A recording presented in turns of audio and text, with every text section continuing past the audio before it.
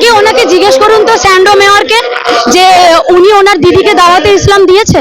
আমার স্বামী বাধ্য করে না ভাসুর শ্বশুর দেওর বা বাইরে কোনো পরপুরুষের সাথে শুতে, আমাকে হালালা করতে বাধ্য করে না।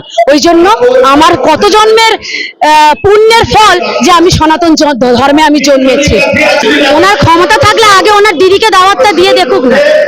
বরাহনন্দন বলেছিলেন তো উনি নিজে কি ওনার ধর্মে নাকি এইটা বলা পাপ, আমি উল্টে এটাই ওনাকে ছুড়ে দিলাম।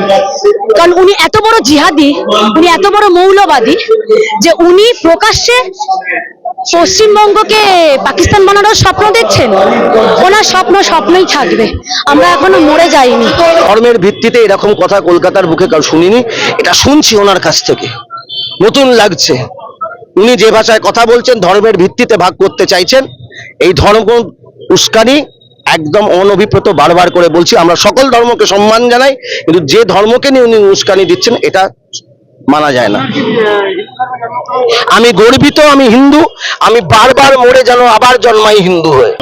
একদম সাম্প্রদায়িক, উনি সাম্প্রদায়িকের মতো কথা বলবেন, উনি কথা বলছেন সেইভাবে।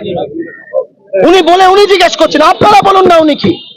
হ্যাঁ, মানে এটা উনি বলতে পারেন অ্যাকচুয়ালি আমি হিন্দু না, আমি হিন্দু বাঙালি, পশ্চিমবঙ্গে থাকি, ওনাকে মেয়র হিসেবে পেয়েছি।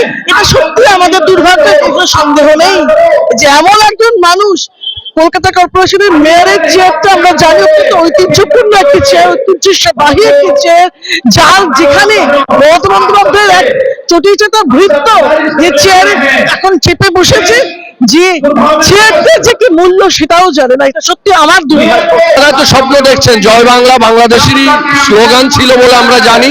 সে একটা বৃহত্তর বাংলাদেশ বানানোর চক্রান্ত করছে। এই ফিরহাদ হাকিম কিছুদিন আগে মিডিয়া বুঝে দাঁড়িয়ে মিনি পাকিস্তান বানানোর স্বপ্ন দেখেছিল।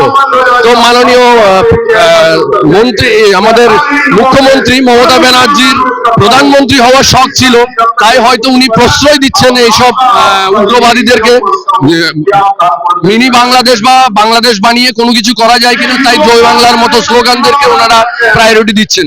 আপনি পৌরসভায় বসে অন ক্যামেরা সাংবাদিকদের উনি হুমকি দিচ্ছেন যে ইয়েস অর নো বলুন। আমার দুর্ভাগ্য সেই সাংবাদিক তখন সেখানে চক্ষু লজ্জার ভয়ে হোক বা ভয়ে হোক, চক্ষু লজ্জার খাতিরে হোক বা ভয়ে হোক, নাই বলেছে, নাই। অথচ সেই চ্যানেল, তারই চ্যানেল বারবার দেখিয়েছে ববি হাকিম কি বলেছে। আজকে সাংবাদিকদের সাথে যদি একজন মন্ত্রী, একজন মেয়র কলকাতা শহরের, তিনি যদি তার চেয়ারে বসে, তার অফিসে বসে এই কথা বলতে পারে, তাহলে আপনারা ভাবুন ওই কি নাম যেন আপনাদের কামারহাটির মালটা জয়ন্তরা, তারা এরকম করবে না। জেসিবিরা আপনাদের মতন মহিলাদের ধরে ডান্ডা দিয়ে মারবে না, তো করবে না।